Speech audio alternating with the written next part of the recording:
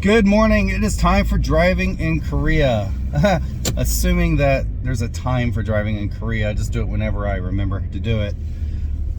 Welcome back, or I'm welcoming myself back. I took almost a 2-month break. Traveled overseas to visit my hometown in America for the first time in 10 years. Took my daughter with me, and we had an amazing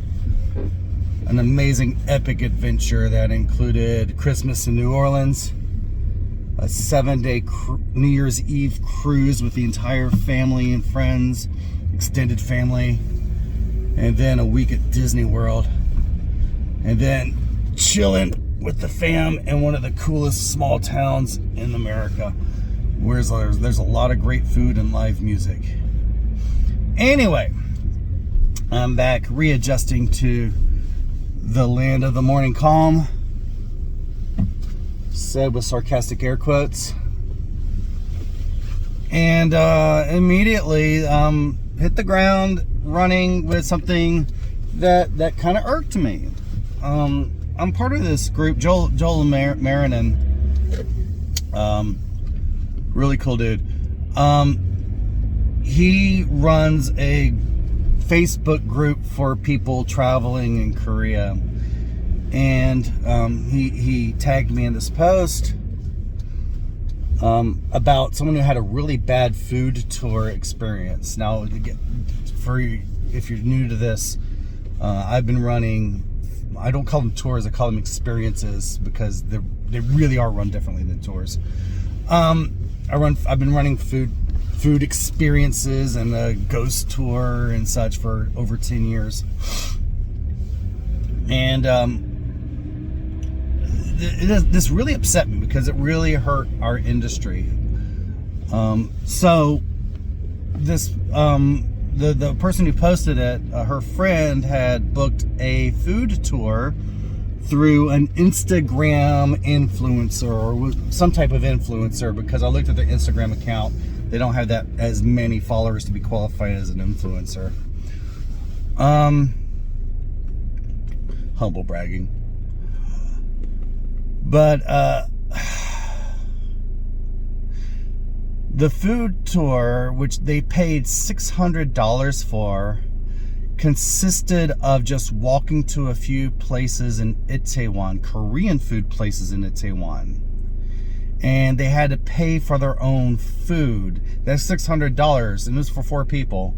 That $600 was not all inclusive. And they were really upset. And the tour guide, the influencer, said, "Well, that's the way we roll." Okay, so many things that irked me, and this because this started this whole thread of people saying that's why you don't go on food tours, and this hurts us. That hurts those of us who are actually doing legitimate, honest business, and we're trying to give people a really good experience. For one thing, to suggest to everyone, caveat emptor, read the fine print. I am pretty sure when they booked that it did say that food wasn't included. We do that.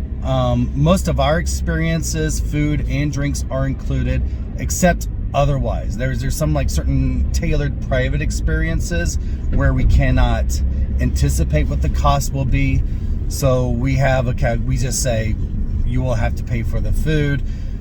But those are really high-end stuff where usually the guest they don't mind doing that. They agree to that ahead of time.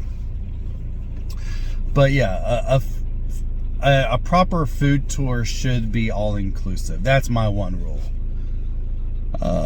I just came back from a 7-day cruise where pretty much where all the food was inclusive. Drinks were not, but then again, I got the drink package, and I really worked hard on getting my money's worth on that drink package.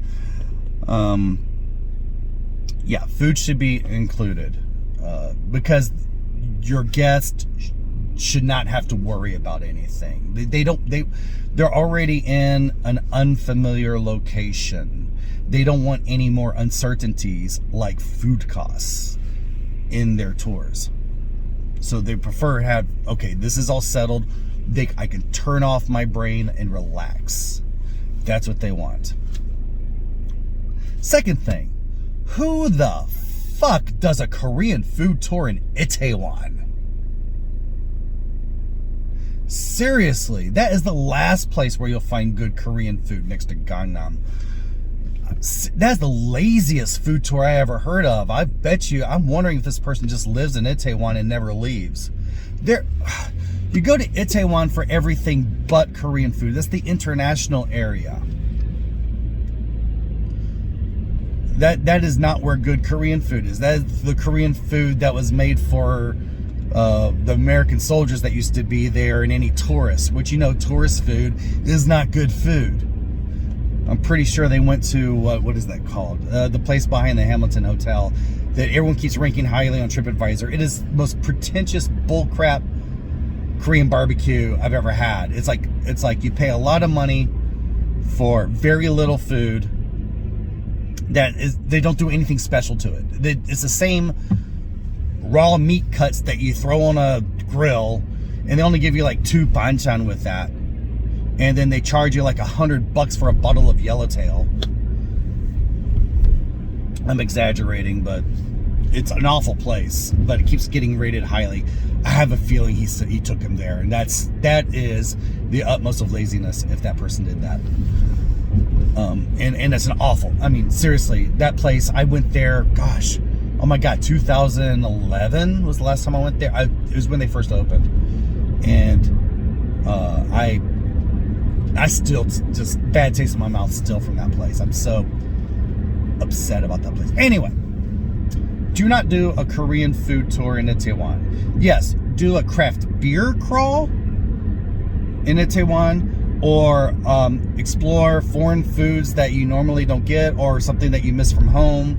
I mean, that's where you go for burgers, American barbecue, Mexican food, Moroccan food, Japanese, a little bit of Japanese. You do not go to Itaewon for Korean food. The only Korean food that would be of any quality there is something called Tang, and even that is not great, something to write home about.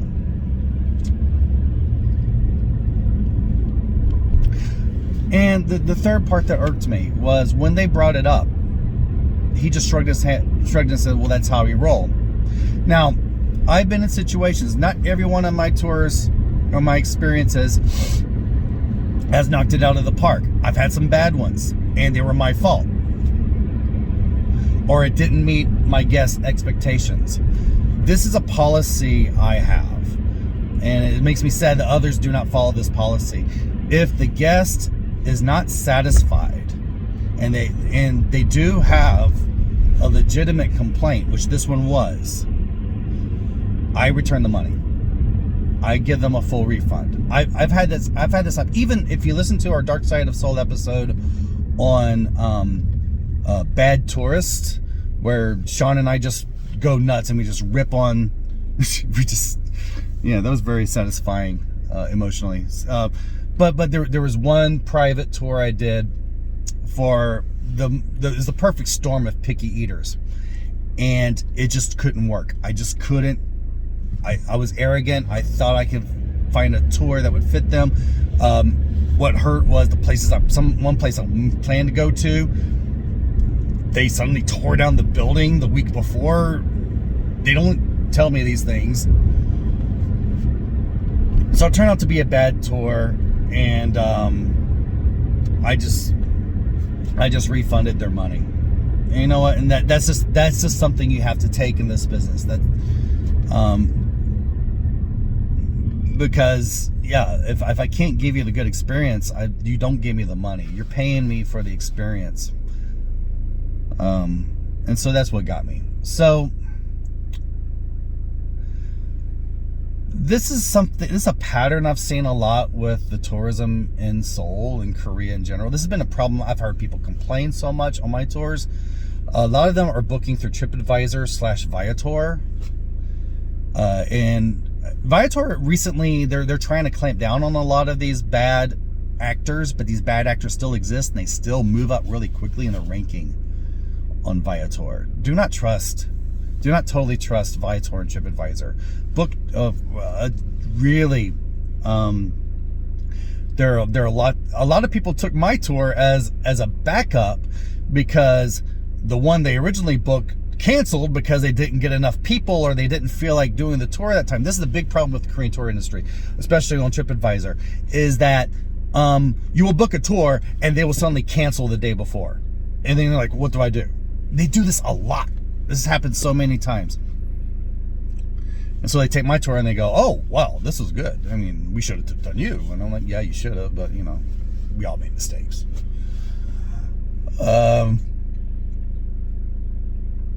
Yeah, very much unprofessionalism. So much unprofessionalism in this. Sean, my co-host on the Dark Side of Soul podcast, and also the guide, one of the guides for the Dark Side of Soul and the Soul Hike. He's been going off on influencers trying to pose as tour guides. They don't really have a background in being guides. They don't understand the concept of being a guide. It's all about, oh, you get a chance to hang out with me, this influencer. And if you want to meet that influencer, bang on you, that's great. But you know, if you've watched the show, you know my opinion of influencers. So it's so yeah, other unprofessional things they do. I heard of a someone had come with a chicken and beer tour, and all they did was pick the guests up at a hotel, brought them to Han River Park, sat them down, ordered chicken, and left them. That was it. That was their tour. Yeah, people they don't have concept of tourism. A lot of people, they don't have concept of customer service. It's a pattern. And it's the way the tour business is here. I can really go off about how the way the government has set up the tour industry here has pushed a lot of people to be underground and to do shady tactics, because the barrier of entry into having a proper tourism license is very high. You have to, they lowered, there used to be 100 million won, they have to have 50 million won, which is like $40,000 in capital just to start. Not many people doing a little walking tour is going to have $40,000 they can just throw in to get a license. And so it's what I call the Hana Tour rule. Hana Tour is like the biggest tour provider in Korea. It's meant to protect the big guys from little upstarts. And because of that, it's become a bit of a Wild East industry where there's very little oversight, because most of the people you're going to see on TripAdvisor are operating illegally, because they can't get in. The government's made it so they can't get in, so they don't have oversight over them. So yeah.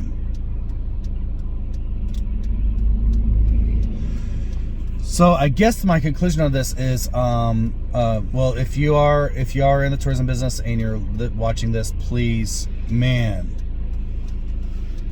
listen, please, I hope you're doing good tours. Don't do what this guy did. If you're visiting Korea, read the fine print when you're booking. Don't go to influencers. Don't take tours from influencers. Yeah, just read what is in the fine print. A good food tour should be all inclusive if you're paying the money for it. Now the ones that are not inclusive, that's you will pay like $30-$40 a pop to do it. Read the reviews. There's some tours that are kind of like there's some pub crawls. I'm not naming names because there's some good ones, there's some bad ones. There's some pub crawls where there's nothing Korean about it. They just take to a few places, you have a few shots. They don't really, and they leave you alone. It's really not that much fun unless you're just trying to hook up with people, which is kind of gross. If you want to do those. do your research. What I did for my, now I'm an extreme example.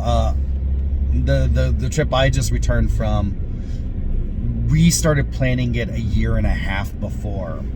And from that, I was starting my research, and I really went into details about every shore excursion we were going to do on the cruise and everything, to the point where, yeah, we picked really great shore excursions. And I heard people coming back on the cruise, ones who actually booked excursions through the cruise line itself, that were disappointed, and they really loved hearing about what our excursions were like. We did some amazing stuff. And the reason was I researched. Yes, I did look at influencers, like travel influencers who do this regularly, and I got them for tips, but I went beyond that. And of course, I did not book a tour through an influencer. I did not book an influencer for a tour.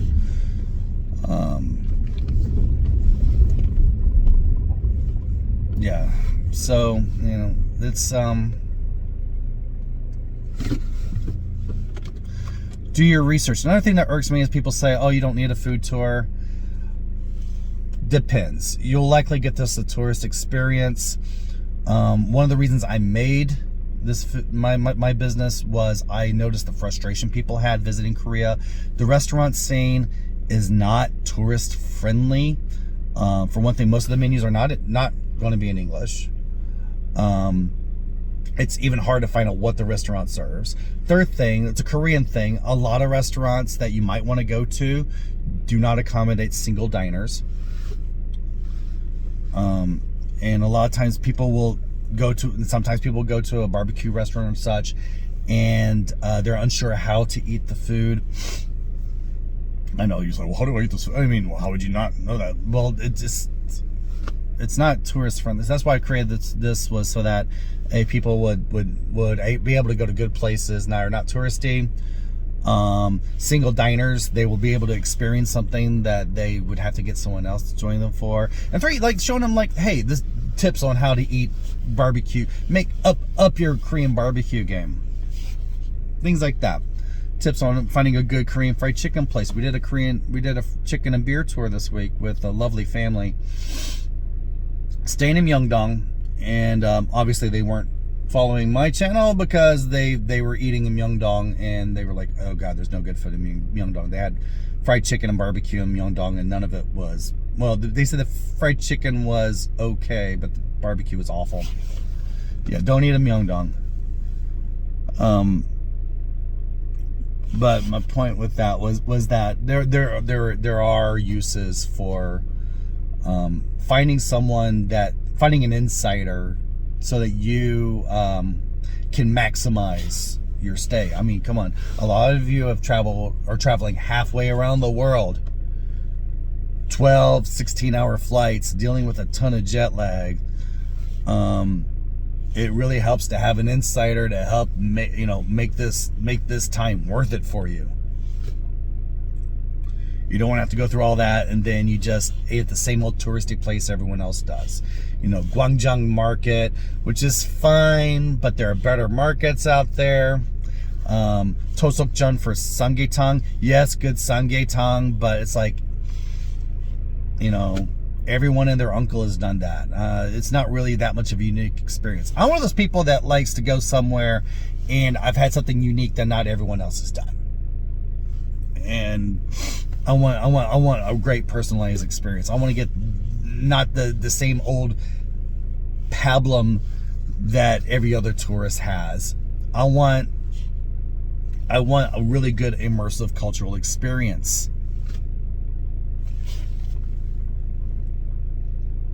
Yeah. So that's where an insider will help. I mean, yeah, you can follow a few bloggers, insiders, but even then, you got a lot of parachute influencers out there, people who are barely in the country for long, and they're not really that deep into the culture. They do, especially the travel bloggers, the travel YouTubers. They just do the same old stuff that everyone else does, and it's like someone from the government, from the tourism organization, gave them a list of places to go to, and that's what they did. So that's where you need to do your research, and you need to find your insider. And yeah, I mean, yeah, you need sometimes, yeah, a food tour will help you dive in. Especially, I would say, do it at the beginning of your trip, because the guide can give you tips to make it easier for the rest of your stay. I've had that happen a few times. It's like people would take my tours at the end of their trip and they go, oh, I wish I knew all this before. So anyway, thank you for watching, subscribe and whatever, all that stuff. We're going to try to make this more regular. I'm going to give you a lot more tips about traveling in Korea. We're really going to work on this. Give you a lot of insider tips for someone who's been here for almost 20 years. So until next time, be careful out there. Stay safe.